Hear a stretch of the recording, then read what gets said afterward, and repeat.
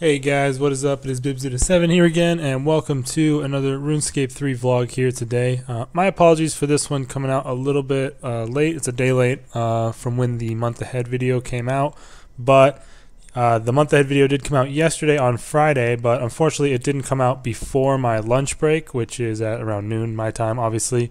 So I couldn't make the video during my lunch break, and then after work I didn't really have time to make the video. So my apologies for that, but I am getting it to you here today. I don't really have much to do at the moment, and there's not too much to show on the screen, so I'm just probably going to be doing some fire making or some random shit in the game here, so not too much to watch. But if you didn't watch the month ahead video yourself or read the post, then get some details, and I'll talk about my opinions on the updates that are coming up soon. One thing that I struggled with doing actually was even watching the video. I kind of just had to skip around in it a little bit to get the gist of things. It was just too much cringe for me this time around. They did like a Santa theme thing, and it's like whatever. It's like the typical RuneScape cringe fest as you usually see from these videos, but I really liked when Shawnee did the last month's video, so I hope they bring him back in the future. Because I don't know, I couldn't even watch the video through. It was too much cringe for me. But yeah, anyways, the first update that's actually coming out on Monday, which I was not expecting at all, is the new alchemical onyx items are coming out. So I'm really looking forward to this. I'll probably be selling off my onyx investment as a result of it, and yeah, I bought them for about 1.6 mil each, and right now they're 1.75, and I bought 1,000 of them. Maybe they'll go up a little bit more, but either way I'll make like over 100 mil on that, so that's pretty sweet. And it wasn't even to do with the alchemical onyx items. I just saw that onyxes were at like their lowest point ever since Hydrix jewelry had come out, and I was like, I feel like they're going to go back up in the future eventually, and yeah, they ended up doing so.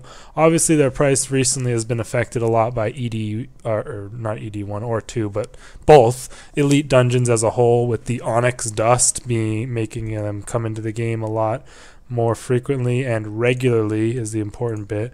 They are not too rare to get, or it's not like a rare drop, it's just something you'll get over time. Anyways, enough about that.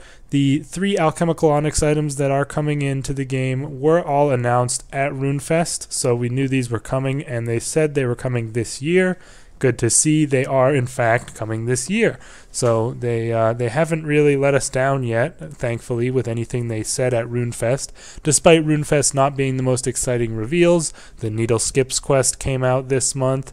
The alchemical onyx items are coming out next month. Another quest also is coming next month, Violet is Blue, and we'll see if they deliver on the mining and smithing beta and Elite Dungeon 3 that are supposed to be coming early next year. But anyways, for alchemical onyx items, you have the Grace of Elves, and also, of course, these are going to be helping a lot to maintain the treasure trail item value for the fortunate components, because these items degrade and are charged with fortunate components, importantly. So anyways, the alchemical onyx items that are coming, Grace of the Elves is a non-degradable necklace, which is for skilling, and it is required 91 crafting, a gold bar, and 1 alchemical onyx. For those of you that don't know, the alchemical onyx requires 107 invention to make. Then you can enchant the necklace with 87 magic, the level 6 enchant spell, and it offers the following benefits. You can store up to 500 charges of Sign of the Porter by using Signs of the Porter on the necklace, and it will act like a Sign of the Porter while it's worn and charged. So if you add that in, I don't even know how much the best Sign of the Porter is. Let me see, Sign of the Porter. Let's see. So, and if you're considering for like the mining and smithing rework as well, let's see. So if you make the best Sign of the Porter, although I don't think people really make that one because it's like double the price for only 5 more charges, but let's just theorize here. If you make the best Sign of the Porter, which is 30 charges, you have a full inventory of 28 of those, or maybe a couple less if you're using urns for whatever you're doing. You also have 1 equipped, so you have 29 of those equipped. So 29 times 30, that's like roughly 900, right? Or am I wrong? You never do math on video. Like, it's obviously, yeah. So 30 times 30 is 900. 30 times 29, 870, plus 500 more from the necklace is going to be put you at a total of 1,370 items that you can get before having to bank once. So that's pretty awesome. I can't really think of anywhere specific that would really be useful, as a lot of the skilling methods nowadays are pretty close to a bank in terms of, you know, if you need to bank stuff a lot, like say sailfish or something like that. But it could obviously help out when you're going for a lot of super anti-fires for getting those feathers. And crucially, for the mining and smithing rework, there's also going to be those ore boxes that you can store ore into, which is going to make it even more easy to get a lot of ore without having to bank. Because I think these rocks aren't going to be too close to banks themselves, so like the new ones. So that'll be nice for those. But other than that, I mean, anywhere you use Signs of the Porter, this will be good to have. It also will allow you to teleport to where your skilling portals are attuned to inside the Max Guild Garden. So if you obviously have ever been to the Max Guild Garden, you know there's 2 skilling portals here that you can change to different things. Currently I have mine at the Incandescent Wisp portal and the Invention Guild portal, because those 2 places are probably among the most annoying to get to that are on that list, aside from maybe high level Runespan. But yeah, that'll be nice. You'll be able to teleport to those, and I definitely think that's a pretty sweet benefit for this necklace, just to get to those skilling spots more easily than you're using it. It'll also reduce the drain rate of your skilling Seren prayers, which include the Chronicle Absorption prayer, which I don't think anybody uses. The Light Form prayer, which is, where the hell even is it? I think it's here. The Light Form prayer, or I guess it's a curse, whatever. It's really, really good to use while you're skilling. And then the Superheat form as well, which is, of course, good for mining gold in the living rock caverns. So some pretty sweet buffs for those. I don't know how much it reduces it, but it is going to reduce it, so nice. And also, while you are doing gathering skills with the necklace equipped, which include divination, mining, woodcutting, fishing, farming, and hunter, so 6 of the skills there, you have a chance to roll on the rare drop table, which is pretty interesting and kind of random. But this means that if you're also wearing a Luck of the Dwarves with your necklace while you're skilling, you do have a very small chance of getting the Hazelmere Signet Ring from skilling. So that's pretty crazy, and it's going to be interesting to see if anybody actually gets that, or like how often it procs based on the level of skilling, or if that's not a factor. It's just going to be pretty interesting to see. I think it's a cool item, and I'm looking forward to it. Although, honestly, that one's probably the least interesting in terms of the way it works. It's pretty like standard stuff that isn't too game-changing. Moving on, the second item is called the Ingenuity of Humans, and it is a sigil, so that's a nice thing they're adding, because of course we don't have very many sigils, and pretty much the Limitless sigil is the only useful one in the game at the moment, as far as I'm concerned at least. But anyways, the Ingenuity of Humans sigil will allow you to guarantee your next hit to hit, so that's going to be pretty much useful for Shattered Worlds is one of the big things. And then, I mean, it opens up so much stuff. Like, you can Vuln with full melee armor on and have no problem with, you know, splashing. You can hammer spec 100% of the time with full mage on and have no chance of splashing.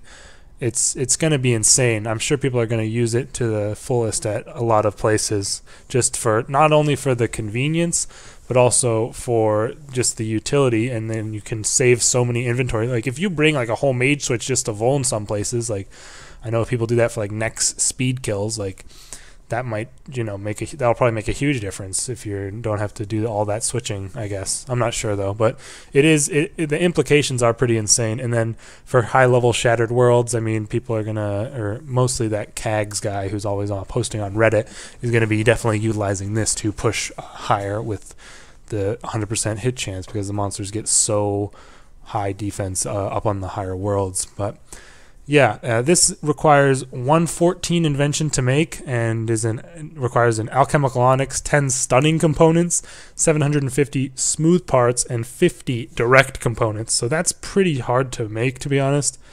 I think the direct components especially, I don't even know what the hell they look like, but I'm pretty sure they're a rare. Oh, stunning components are uncommon as well, but I have a couple of those. Where the fuck are direct components? For some reason I remember those being annoying to get. Maybe oh, these ones. Yeah, so I only have 26 of them. I don't know. I think they might be a bit annoying to get those, the direct, and you need 50. But of course, obviously, if you make one, then I think that's all you can just recharge it. And it says here it does work with abilities and spells, allowing you to use vulnerability or Stadius Warhammer whilst using a different style. They even have it listed there, so they know what people are going to be doing with it. So that's pretty sweet. And importantly, although it's not listed here, it is recharged with fortunate components. So that is going to keep the price stable or more valuable on the fortunate components, because they're going to need to be continually used to maintain these items.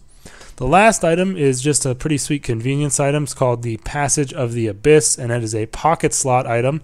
And it can hold up to 6 different compacted jewelry all in one item, so you can basically have like 50 teleports or some shit on one item. It's going to be so useful for doing clues and just getting around the game in general. You don't have to fill your inventory with different jewelry pieces to do that.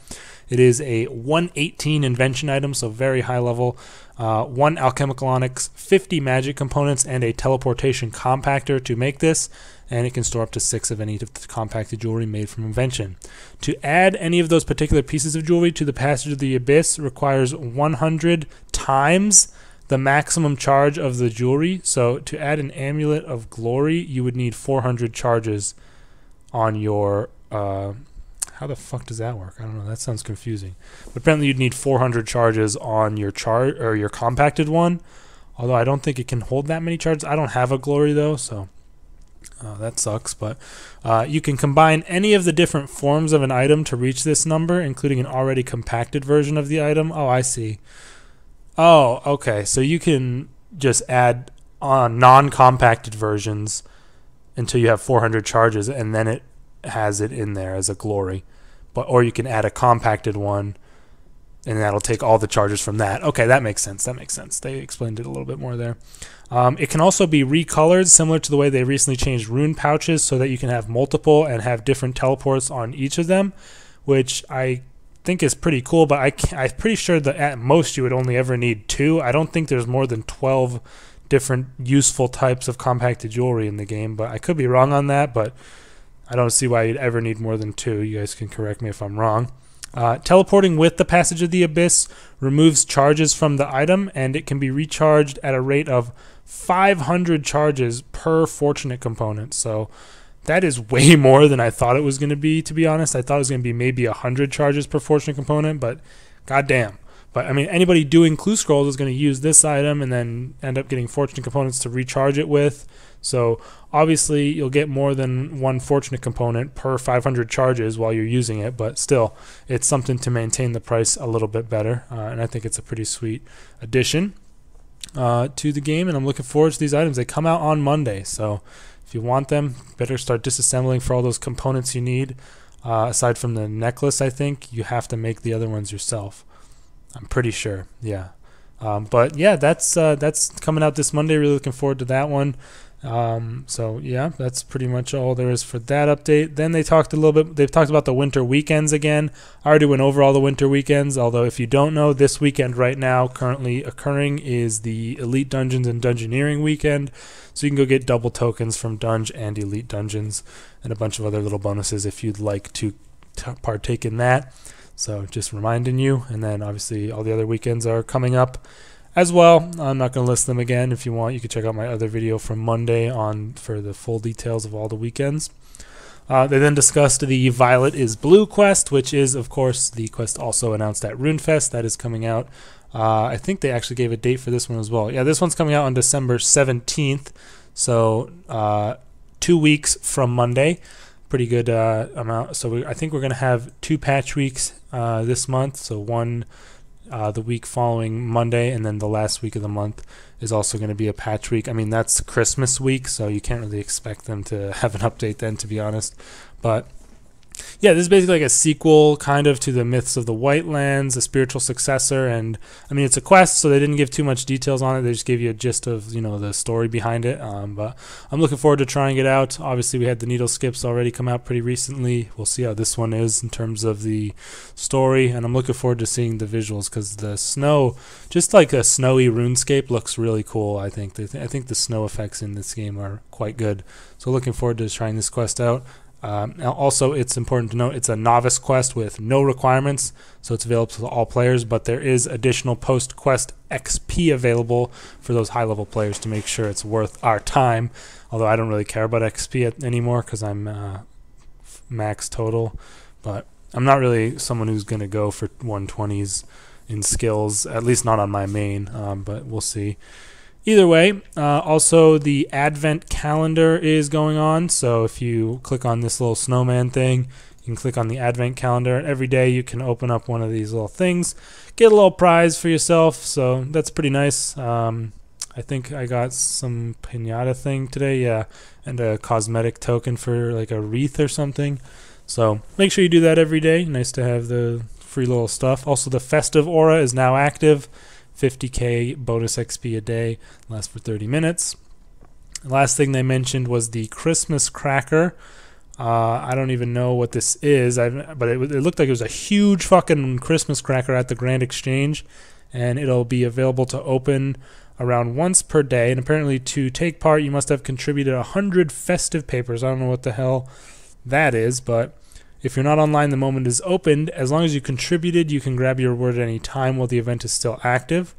So yeah, I really don't know what that entails at all. We'll have to see what it's like when it comes out. Apparently it's happened before, but I don't remember doing it or taking part in it at all. So anyways, yeah, that's pretty much it though for the month. I'm really looking forward to the Alchemical Onyx items primarily. Let me know your thoughts on those new items in the comments, and also what you think of the new quests coming out. But yeah, I mean, it's going to be a pretty nice wrap up to the year for the most part. I'm looking forward to the mining and smithing rework next year. Early next year. I really wasn't looking forward to it until I tried out the beta, and I honestly love the new mining. I'll be honest, I really do love the new mining a lot. I think it's really cool. The new smithing is kind of hit or miss for me. I think the new way of smelting and doing stuff like that is decent, but I really still don't like the way the masterwork armor is made in terms of the process. I have no qualms about the amount of materials, which actually they cut in half if you didn't know, and I'm also not too worried about the amount of time it takes at this point. But just the fact that there's so many steps, I think they might have changed it. I'm not sure. I haven't been on the beta in a while, but if they don't make it so it's just like, you know, a few simple steps rather than like 20, it's just going to be annoying. But either way, guys, let me know your thoughts on everything coming up this month in the comments down below. I should have a new video for the 120 Slayer series out on Sunday, so tomorrow, and then also my Monday weekly vlog will be out as per normal. So yeah, looking forward to it, and I'll probably have my top 5 worst bosses at some point next week. So hope you guys can look forward to that, and I'll see you in the next video. Peace out.